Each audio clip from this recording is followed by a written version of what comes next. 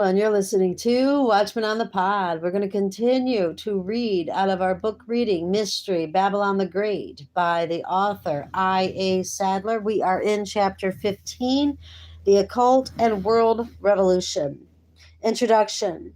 Having briefly outlined features of Freemasonry in the previous chapter, we will now attempt to place Freemasonry within a more historical context and tie it in with the events of the period 1770 to 1870. Despite the links between the Church of Rome and Freemasonry and their common ancestry from the Mysteries, there has been considerable mutual antipathy in public since the suppression of the Knights Templar. However, each has much in common with the other, and as this and later chapters proceed, further evidence of mutual connections will be shown. In this chapter, we will cover two main themes. Firstly, the long held concept of the New World and its connections with the American Freemasonry and the Jesuits. Secondly, the link between European Freemasonry and the principles of world revolution. New World Order. In the previous chapter, we looked at the secret inner doctrine of Freemasonry as it relates to the dark spiritual teachings of Lucifer, the supposed illuminator of mankind. However, there is also a secret plan in the earthly sphere in the world domination, which has been handed down through the centuries within the occult societies. Still states, according to Masonic sources, the most important mystery of secret society is an ancient plan passed down for thousands of years by oral tradition for the establishment of a world government, a universal democracy, a new Atlantis. This New World Order, as it is commonly called, is the concept of a model society with an enlightened world government. This sees Christianity as an enemy. The model is one in which Christianity and even religion itself is subsumed into the philosophy and illumination of the mysteries. There are different variants on this model for the New World Order. One is the New Age movement, which seeks a one world religion and social order based on a revival of the mysteries. Another is radical atheism, which seeks the destruction of all outward religions in a communist society. Many will have heard of the ancient legend of the lost continent of Atlantis, in which there existed a model society in complete harmony, ruled over by seven kings. Another three kings in the Atlantean League ruled over Europe, Asia, and Africa. The league was broken when the seven kings of Atlantis decided to conquer the other three continents. For this act, the gods, small g, supposedly destroyed Atlantis in a flood. However, a closer examination of the legend shows it to be a corrupted version of the Genesis flood. This is like accounts of many Babylonian gods, small g, which also are based upon perverted versions of the flood. The legend of Atlanta also has a strange similarity to the description in Revelation of the beast with seven heads and 10 horns that rose out of the sea, Revelation chapter 13:1, and to the 10 horns of the vision of the prophet Daniel, which represents 10 kings or kingdoms, Daniel chapter 7 verse 24. The Atlantean legend was recorded by the ancient Greek philosopher Plato. Plato took his information from an older writer, Solon, who learned of the legend of Atlantis from the priest of the temple of Isis in Egypt. Further elements of the Atlantean legend have also been preserved through the occultic secret societies of Freemasonry. It is versions of this Atlantean model of society which the occult societies and Freemasonry have sought to reestablish. Plato's principles of philosophy and his model republic, based upon the oh, excuse me, hold on. Well, excuse me. Let me start over. Plato's principle of philosophy and his model republic based upon the communist principles of common property, are also an expression of this model society. In chapter 4, we have already seen that a new world order was expounded by Virgil, the pagan Roman poet. This was manifested as the establishment of Augustus Caesar as Roman emperor and Pontifex Maximus. This occult New World Order eventually decayed and fell. The place of the Roman emperors was then taken by the papacy. The knowledge of a continent west of Europe and Africa appears to have been known to the occult societies long before Columbus landed in America. They saw the continent of America as a future new world for the establishment of their model society, a recreation of Atlantis. There is evidence of contact between high initiates of the mysteries and religious leaders of Southern and Central America. Further evidence is provided by remarkable similarities between the Native American religions and the mysteries, identifying their common origin as Babylon. The discovery of America in 1492 by Columbus was of profound significance. It was under the sign of the Red Cross, the sign of the Templars, that Columbus sailed. After the discovery, the Pope of Rome laid claim to the Americas as his own and divided them between Spain and Portugal. The Church of Rome, and particularly the Jesuits, had enormous influence over Central and Southern America in the following 200 to 300 years.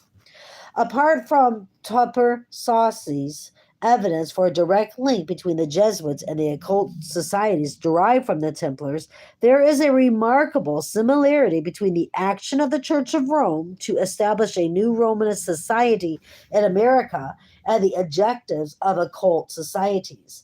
It was in America that the Jesuits founded their model society in Paraguay, based upon the communist principles of Plato's Republic. The parallels between the Jesuits' communist state of Paraguay in the 17th century and the New World Order of the occult societies is very striking. The superiority of Rome declined in Central and Southern America during the 18th and 19th century, with revolutions that gave birth to the countries which we know today. However, we now turn to the struggles associated with the formation of that great nation, the United States of America, which is of such importance in today's world. Freemasonry and the formation of the USA. Although the Church of Rome in the 17th century had an iron grip upon Central and Southern America, most of North America was outside of its control, as it was at this point in time that small groups of settlers from Britain were to land on the west coast of North America. These events were to prove of significance in the formation of the United States of America. The first group of settlers that we shall now note were inspired by occultic Masonic movement. They had the objective of establishing the model society based on the ancient occult plan, seeking to establish the new Atlantis. Leading figures behind this movement were the explorer Sir Walter Raleigh and the writer Sir Francis Bacon. Both were initiated into the occult and were vigorous campaigners for the settlement of America. Bacon has been described by one writer, quoted by Still, as the founder of Freemasonry, the guiding light of the Rosicrucian order, the member of which kept the torch of true universal knowledge, the secret doctrine of the ages, alive during the night of the Middle Ages. Still also says in the early 1600s, Bacon authored a novel entitled New Atlantis, which laid out the idea for a utopian society across the ocean from Europe, based on the principles of the legendary lost continent of Atlantis. The Masonic colonists, inspired by Bacon, set up the colony of Jamestown in 1607. However, the mode of conduct and communal principles proved a disaster, and the colony barely survived. Subsequently, under the set of colonists were to land in New England, these were the Pilgrim Fathers, who were Protestants fleeing persecution. In their first winter, they also nearly perished through the same mistakes of those made in Jamestown colony. However, their young leader, Bradford, instituted an incentive based principle founded upon the Bible, in which each family had a plot of land that they were to work. This property based system proved to be blessed of God. The settlement flourished and was expanded by further Puritan refugees fleeing persecution in England.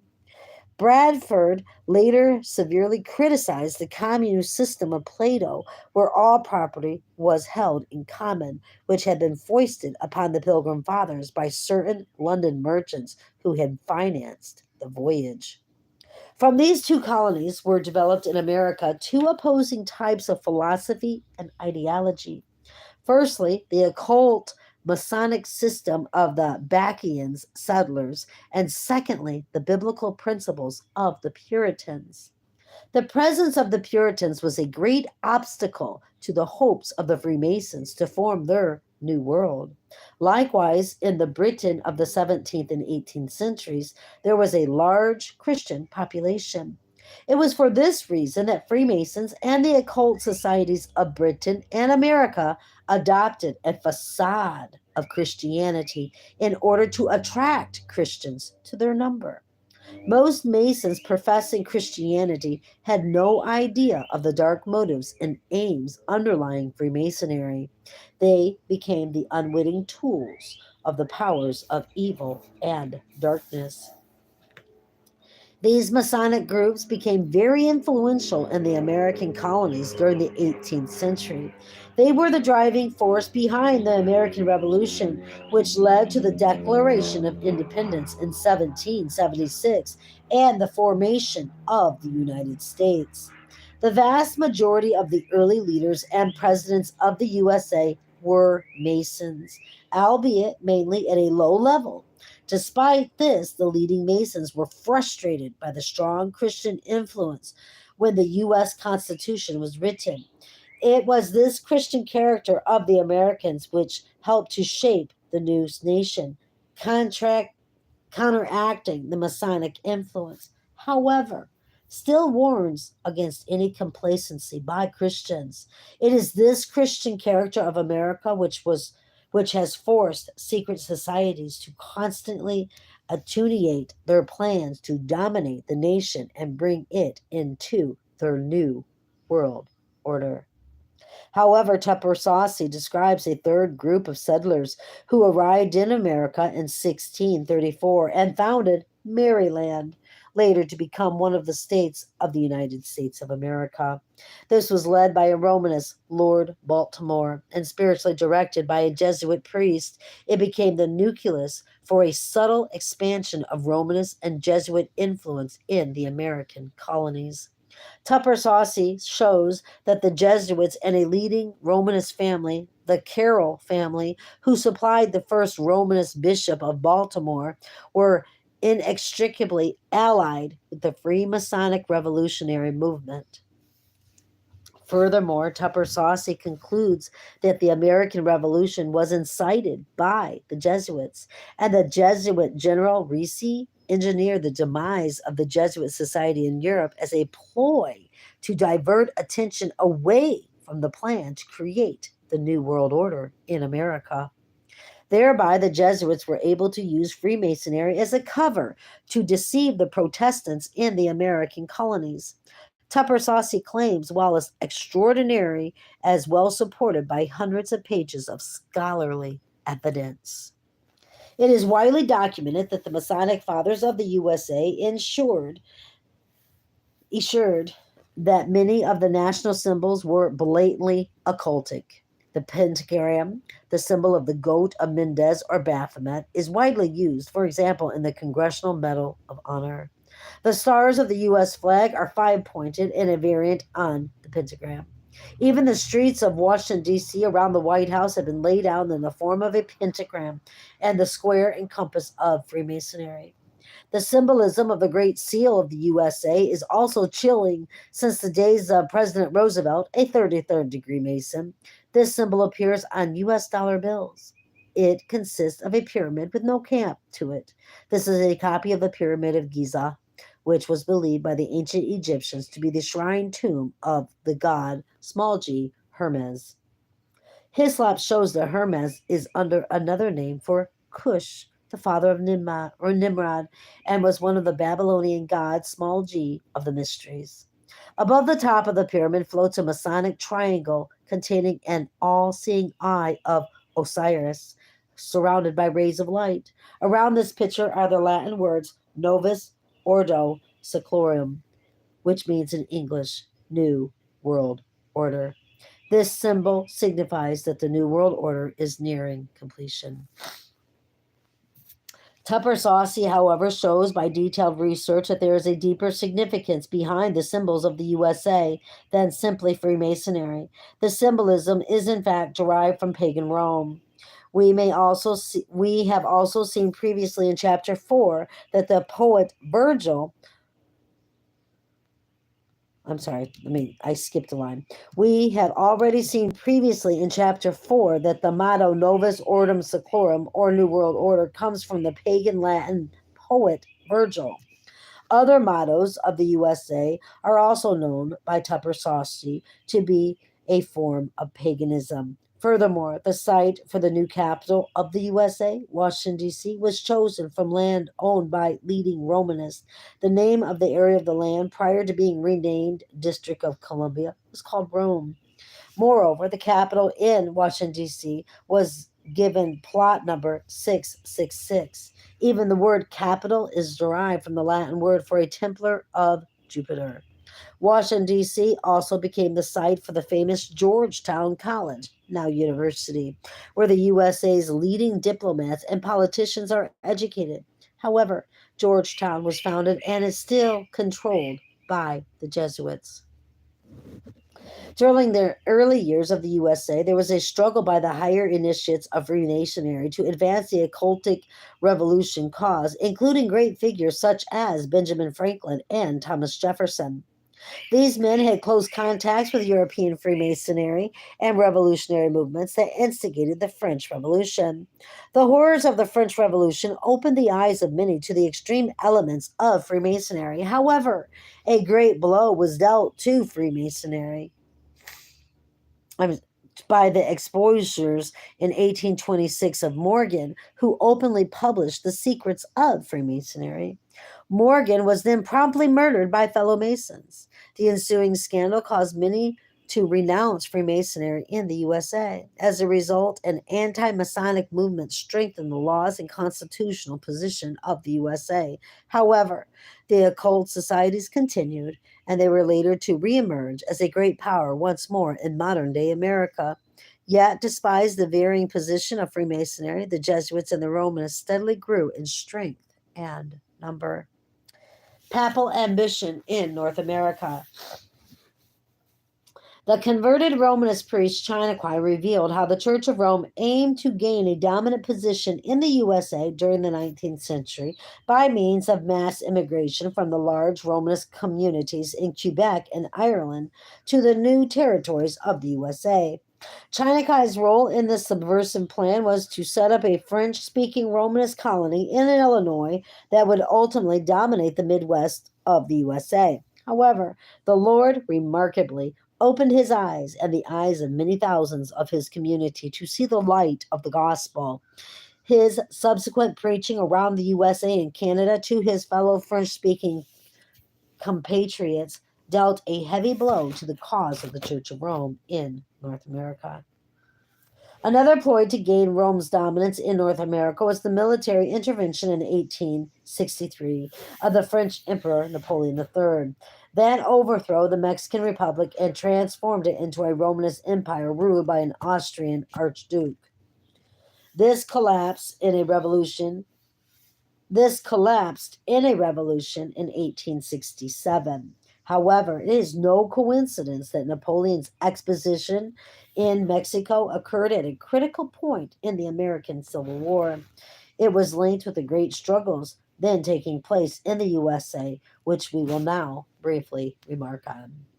The Jesuits and the Church of Rome was working to subvert the USA, and in particular its constitution, which was largely based upon the principles of the gospel, with its recognition of freedom of religion and conscience. Rome also had a great adversary in President Abraham Lincoln. Lincoln was originally a lawyer in Illinois who aptly defended Chinaquai in 1856 against the Jesuits and the corrupt Romanist Bishop of Chicago. On numerous occasions, they had brought Chinaquai before the courts on false charges, even before Chinaquai left the Church of Rome. Lincoln publicly exposed the schemes of these priests and the Jesuits in open court. Chinaquai warned him that it may cost him his life one day. A few years later, Lincoln became president of the USA. This was at a time when the issues dividing the USA were coming to a head, including the great question of the abolition of slavery. Abolition. The Church of Rome helped to stir up and encourage much of the division that led to the outbreak of the Civil War in 1861. The Pope was swift to recognize the rebel Confederate States. Following the Pope's public support of the Confederacy, multitudes of Romanist soldiers in the Unionist army of President Lincoln deserted to the Confederacy. Despite this and the threatening presence of the French army in Mexico, the Unionist forces were finally victorious in 1865 after very heavy loss of life. A few days after the end of the Civil War, Lincoln was assassinated. Chinaquai, who was a personal friend of Lincoln, had warned Lincoln during the Civil War that the Jesuits would try to murder him. Lincoln, as a Christian, believed that his stand, especially against slavery and designs of the papacy to destroy liberty in America, was a right one in God's sight. Lincoln lamented that he had not stood firmer against slavery in previous years. He confessed to Chinaquai that he knew his leadership of the USA and his opposition to the plans of Rome in America would cost him his life. Chinaquai presents compelling evidence that the murder of Lincoln was ordered and instigated by the Church of Rome, in particular by the Jesuits. Despite executing its revenge against Abraham Lincoln, the policies of the papacy towards North America lay in tatters in 1870, just as they did in Europe. Loyola and the Illuminati. Let us now return to the situation in Europe. We have already seen how the Knights Templar secretly propagated occult rites under the authority of the Pope, and that they were suppressed in the early 14th century. After this, they carried on their work under other names in great secrecy. One such that deserves special attention is the Illuminati, also known as the Alumbrados in Spain. Tupper Saucy concludes that Loyola came to control the Illuminati before founding the Jesuit order. What is confusing to many is that the Alumbrados were suppressed by the Inquisition in 1623. Furthermore, Freemasonry was officially condemned by the Pope in 1728 and 1751. On the basis of this, many writers have concluded that the Church of Rome and the occultic Masonic societies are permanent enemies. However, this is a wrong conclusion, for not only do they both have common spiritual roots in Babylon, but the occult has been deeply rooted in sections of the Church of Rome. These two branches of the mysteries may appear rivals, but are frequently intertwined. However, Tupper Saucy goes further by concluding that the official condemnation by Rome was a deliberate ploy to hide its use of Freemasonry in attacking the Protestant cause. This situation is often confusing, but we will endeavor to show that the dark plans of the occult and the Church of Rome have very uncomfortable similarities. In earlier chapters, we considered the teaching of the Jesuit, observing how they have brought the Church of Rome into a remarkable conformity with the mysteries. The explanation behind this lies in the inextricable link between the Jesuits and the occult. This is confirmed by observing that the great Jesuit principle of the ends justify the means is one that is derived from the Gnostics and is one which preemanates the occult. With this, there is no absolute standard of morality. Riviera provides independent corroboration of the claims of Tupper Saucy. Rivera states once Ignatius de Loyola came into power in the Vatican, he placed his occult organization, the Illuminati, under the umbrella of the Roman Catholic institution. The Illuminati secretly became the most important branch of the Jesuit order. Riviera also supports this claim with numerous examples of the connections between modern day Jesuits and the occult. We have previously looked at the overbearing power and wealth that preceded the Jesuits' downfall in the 18th century. However, Manhattan also speaks of another aspect of the Jesuits prior to their suppression in 1773, namely that the Jesuits were preaching revolution, sponsoring unrest, and nurturing elements dedicated to the overthrow of the monarchical establishment. This is independently confirmed by Niccolini, who notes that many of the great revolutionary campaigners and writers in France were students of the Jesuits. The great revolutionaries and socialist philosophers of France, for example, Robespierre, Voltaire, and Rousseau, were also prominent Freemasons. Niccolini confirms the conclusion that many of the Jesuits were linked to the communist and revolutionary Freemasonry movement in Europe when he notes that many Jesuits declared war against the Church of Rome and religion itself following the order's suppression. Once the cover of the Society of Jesus was taken away, their Masonic and revolutionary colors were shown. The official suppression of the Jesuits left them free to enter all forms of society. One such former Jesuit was Weishaupt, who must consider now in more detail, as he is regarded as the father of revolutionary communism. Weishaupt was a professor of the Jesuit University of Ingolstadt, a Jesuit stronghold in Bavaria. It is disputed by still that he was actually a Jesuit. However, Tupper Saucy and Riviera are clear that Weishaupt was a true member of the Jesuits. Weishaupt followed the communist teachings of Rousseau, and like Rousseau, he was a Freemason. In 1771, he was also indoctrinated in the Egyptian occult. In 1776, Weishaupt formed a group called the Illuminati, which was an occult society linked to Freemasonry. Weishaupt's aim was to use the facade of Christianity, thereby attracting many well intentioned and influential people into his ranks. Professing Christians within the lower levels of the Illuminati were taught that the Illuminati was working for Christian unity throughout the world. However, Weishaupt and a select few were in reality hatching a satanic plot to bring in his own version of the occult New World Order and to a return to nature and the establishment of reason as man's religion. In practice, it meant a dictatorship led by Weishaupt and his brethren. This was to be achieved by the total destruction of existing society, government, monarchies, and religion by means of revolution and a state of anarchy. Only the highest initiates of the Illuminati knew these objectives. Both Tupper Saucy and Riviera conclude that Weishaupt was a Jesuit all along, and that the apparent severing of connections with the Jesuits was a ploy. The name of Weishaupt's apparently new society was the same as that which Loyola had belonged to and had been placed under the cover of Jesuits. However, further evidence is provided by noting some remarkable similarities between the Illuminati and the Jesuits. Firstly, the underlying principle of Weishaupt's Illuminati was identical to the Jesuits, namely, that the ends justify the means.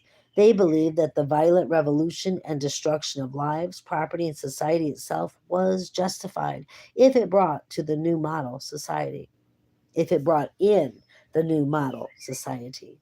Secondly, the Illuminati followed the Jesuit practice of infiltration. Weishaupt secretly placed members of the Illuminati within the highest levels of financial and government circles within Europe. It is important to note the Illuminati was formed by Weishaupt shortly after the suppression of the Jesuits, and that the Jesuits were among his recruits. French Revolution. Weishaupt's Illuminati quickly gained ground after its formation in 1776. This is not surprising, given the connection with such powerful groups as the Jesuits and European Freemasonry. The Illuminati first gained the support of the German Freemasonry lodges, from which it then spread its influence wider, especially into France. The first target for Weishaupt's revolutionary strategy was the destruction of the French monarchy. Let us note, it was the French government that was largely instrumental in the suppression of the Jesuits. Once again, we see a connection between the revenge of the Jesuits and the actions of the Illuminati in plotting the French Revolution. In 1782, the Illuminati and European Freemasonry was officially united. From this point, Illuminized Freemasonry moved to Frankfurt, which was a great financial center in Germany, and became closely linked with the leading financiers. Tupper Saucer reveals that these financiers also had links to the Vatican. As some of these leading figures were Jewish, the wrong conclusion has often been drawn that Jews were at the root of the Illuminati and subsequent revolutionary movements. It is abundantly clear from the Bible that many nations, including the Israelites, fell prey to the false religions of Babylon. Likewise, those from many public religious backgrounds or nations have been snared in the successors to the mysteries. Erroneous claims about a Jewish conspiracy have been the focus for anti Semitic propaganda since the days of Weishaupt. We will have cause to mention this further when dealing with the terrible abominations of National Socialism, Nazism. The union of the Illuminati with Freemasonry was to prove crucial to the survival of the plot because subsequently the state of Bavaria learnt of the true nature of Weishaupt's activity. In 1786, the Bavarian authorities raided the houses of leading Illuminati and captured many incriminating documents, although Weishaupt himself escaped. They banned the order and sent out a warning about the revolutionary plot to the other nations of Europe. Tragically, the warning of Bavaria was ignored. The Illuminati had been merged with Freemasonry and had spread its evil in financial circles and influential government positions throughout Europe. Within a few years, the anarchy of the French Revolution was unleashed. Despite the aim of creating a new model society out of the ruins of France, which then would spread the revolution abroad, the devastating effect on French society and the economy meant that the revolution effectively burned itself out.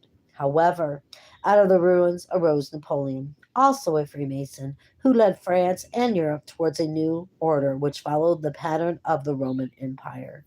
He permitted the rebuilding of the Church of Rome within France, although he would not allow it to exert power over the civil government. Let us observe that the lasting motto of the French Revolution, liberty, equality, fraternity, is of Masonic origin. The occult notion of liberty is one of freedom from all moral constraints. This contrasts with the liberty spoken about in the Bible, which is a liberty in Christ Jesus from the condemnation of the law. In the mysteries, the title given to Dionysus was Eleutherius, and to Bacchus was given the similar title Liber. These come from the Greek and Latin respectively, but both words mean free in English. As we have noted previously, the worship of Bacchus involved the grossest immorality. Another symbol of the French Revolution, which has been adopted ever since by socialists and communists, was the red flag. As we have already seen, red is the color of special significance in the Babylonian mysteries, symbolizing blood and fire. The occult and socialist revolution. We saw in a previous chapter following the overthrow of Napoleon in 1814 how the Church of Rome and the surviving elements of the Jesuit order tried to bolster up the monarchies of Italy and the Papal States. The reestablished Jesuits were now the avowed enemies of the revolutionary movements, which in a previous generation many Jesuits had been involved in. Despite this antipathy, the links between revolutionary Freemasonry and the Jesuits reappear with surprising and alarming regularity as we go into the 20th century. Both groups have that common connection to the mysteries, which can either give rise to rivalry or to a mutual alliance. In the 19th century Italy, the Freemasonry groups, known as the Carbonari, were the backbone behind the many revolutions and the struggle for Italian unity. Some of those involved in Freemasonry, such as Garibaldi, made a profession of Christianity and wished to see the excessive power of the Vatican curtailed, rather than have the wanton destruction of the French Revolution repeated in Italy. However, behind the Carboni, the Italian Freemasonry was the sinister figure of Mazzini. He is more widely known in history for his continual struggle for revolution in Italy. However, it is less well known that he was the head of the Illuminized Freemasonry in Italy. Mazzini followed in the path of Weishaupt. On the one hand, he attracted professing Christians by using a facade of Christianity, but in secret, he was espousing what we would now call revolutionary Marxism. The connection with Karl Marx is no coincidence, for both Marx and Mazzini were fellow Freemasons. They worked together to ensure the socialist labor organization, the International, the organization which is called the International, was controlled by Illuminized Freemasonry. Strange interconnections. There is evidence that Marx was led into communism through being initiated into Satanism and Illuminized Freemasonry. Like Weishaupt, he had a great hatred of God and all religions. Socialist revolution was only a means to that end. Here we see that atheism and Satanism are found to be companions. It is also most extraordinary to find Riviera claiming that Marx and Engels, who wrote the Communist Manifesto in the 1800s, were actually coached and directed by Jesuit priests. On its own, the statement is virtually unbelievable, but we will see further evidence of the mutual interconnections between the Jesuits, communism, and Freemasonry. However, like most evil men, their alliances often break down and they try to devour each other to gain the supremacy. An example of Jesuit connection with the revolutionary movement and the actions of Napoleon III in France, we noted in chapter 13 how he greatly favored Rome and the Jesuits during his reign as emperor between 1851 and 1870. However, he came to power as a socialist in 1848, having been a Carburani.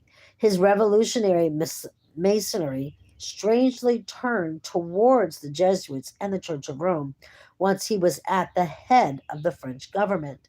It is not unreasonable to suppose that Jesuit infiltration had been at work.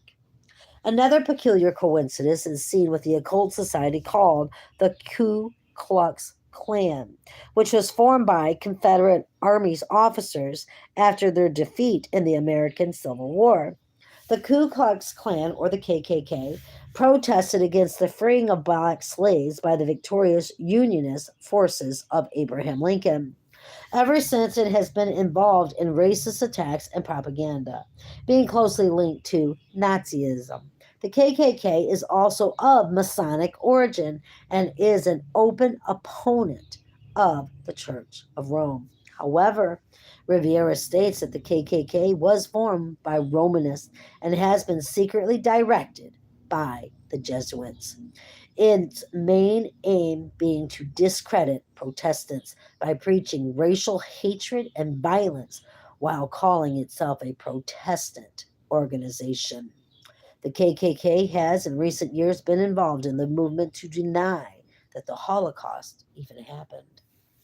It is a curious note that not only did the Vatican support the Confederacy, but so did Masonic elements, including the leading American occultist and Freemason Albert Pike. The symbolism of the KKK is also striking. The group has the fire cross, as its symbol, but this, as we have seen, is a potent symbol of the god Tammuz, small g, the supposed reincarnation of Nimrod. It is most noteworthy that the Church of Rome at this time in the 19th century used the fire cross in its Easter worship at St. Peter's in Rome. It was around Easter in 1865 that the Confederacy was defeated and Lincoln was murdered.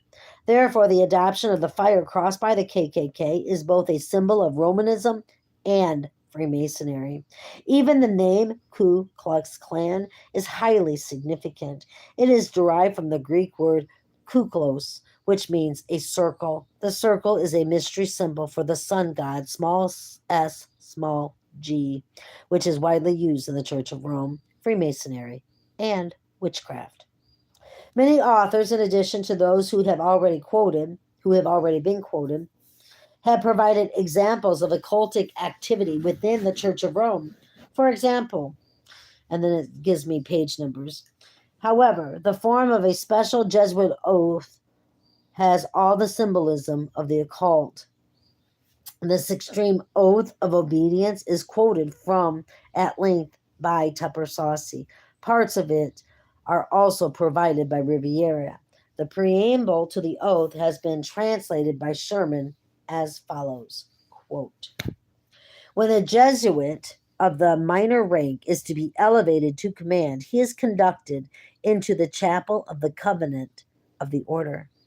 Oh, no, I'm not covenant, it's convent of the order, where there are only three others present, the principal or superior standing in front of the altar. On either side stands a monk, one of whom holds a banner of yellow and white, which are the papal colors, and the other a black banner with a dagger and a red cross above his skull, and crossbones with the initials INRI. And below them words, Istam Nakar Regis Impios, the meaning of which is, it is just to annihilate impious rulers. Biblically, these initials represent the Roman inscription above Christ's head on the cross, Jesus of Nazareth, King of the Jews. On the floor is a red cross upon which the postulant or candidate kneels. The superior hands him a small black crucifix, which he takes in his left hand and presses to his heart, and the superior at the same time presents to him a dagger, which he grasps by the blade and holds the point against his heart. For the sake of propriety, we will omit the awful and violent declarations that are made in the oath itself, which ends with a blood oath of the kind found in Freemasonry. Another scene in which occult and Romanist rites merge is provided by photographs from a French Carmelite convent, which includes a nun praying in front of a cross and a number of human skulls. This old Protestant Alliance publication also exposes unspeakable acts of cruelty carried out in convents. Union of America and European Freemasonry. Let us end by noting the Union of America and European branches of Illuminized Freemasonry, drawing together the two strands which we have traced through this chapter. This union was performed through a collaboration between Pike and Mazzini. Still states in 1870, Mazzini and Pike reached an agreement for the creation of the new supreme right to be called the New and Reformed Palatine Rite. Pike was to be called the Sovereign Pontiff of Universal Freemasonry, and Mazzini was to be called Sovereign Chief of a Political Action. Membership in the Paldeum was very limited, and its deliberations were shrouded in the strictest secrecy. Behold how the great American Masonic writer Pike claimed the title of the head of the Babylonian Mysteries as the leader of the world Freemasonry, with Mazzini, the revolutionary and communist, at the head of its political wing. The terrible plan for the revolution and world war was set out by Pike in a letter to Mazzini in 1871. This devilish plan to reestablish the mysteries and the worship of Lucifer shows that the occult does not only use a facade of Christianity, but also operates under the cover of atheism. Pike wrote the following to Mazzini. We shall unleash the nihilist and the atheist, and we shall provoke a great social cataclysm, which in all its horror will show clearly to all nations the effect of absolute atheism and origin of savagery of most bloody turmoil.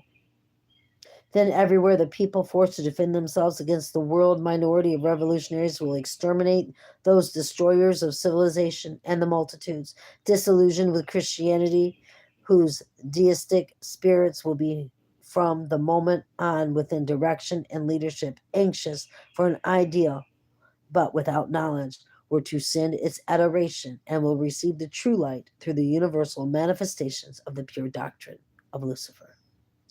Brought finally out into public view, a manifestation which will result from a general reactionary movement which will follow the destruction of Christianity and atheism, both conquered and exterminated at the same time. Meanwhile, in Rome, Pope Pius IX, under the influence of the Jesuits, put forward decree in 1864, trampling on all freedom of religion and expression, restating the absolute power of the Church of Rome over the whole world. In 1870, following the loss of the Pope's temporal power to the Kingdom of Italy, the great decree of papal infallibility was made. This claim to infallibility by the sovereign pontiff was a copy of the dignity ascribed to sovereign pontiffs of the ancient Babylonian mysteries. Many Protestants in the 1870s thought that a new Christian era had dawned and that the power of the Church of Rome was finished. However, many forgot the Apostle Paul's exhortation, "Wherefore let him that thinketh he standeth take heed lest he fall." 1 Corinthians chapter 10, verse 12. Many Protestants in the I'm sorry, did that. Although it would be wrong to conclude that all evil is part of some human conspiracy or controlled by one earthly organization, the Church of Rome has a preeminence that no other organization possesses. Nevertheless, the common link to all these evils is Satan, whom along with Satan's servants the Lord shall ultimately destroy with the brightness of his coming. Thank you, Jesus. 2 Thessalonians chapter 2, 8. As the Apostle Paul states, "For we wrestle not against flesh and blood, but against principalities, against powers, against the rulers of the darkness of this world, against spiritual weaknesses and wickedness in high places.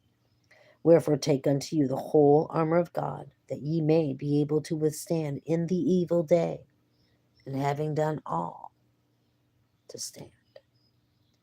Ephesians chapter 6, verses 12 through 13.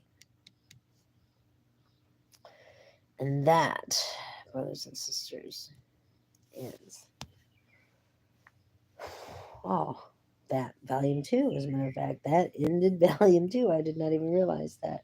So next time we will pick up in volume 3. And I'm not going to promise, but hopefully we may get through this today. And I can have the playlist set up. And you can just go through it at your leisure, Till then, keep your eyes on Jesus, brothers and sisters. Your nose in the book, which is the Word of God. And embed the Word of God upon the tablets of your hearts, so you and I will not sin against God or be deceived. Till next time.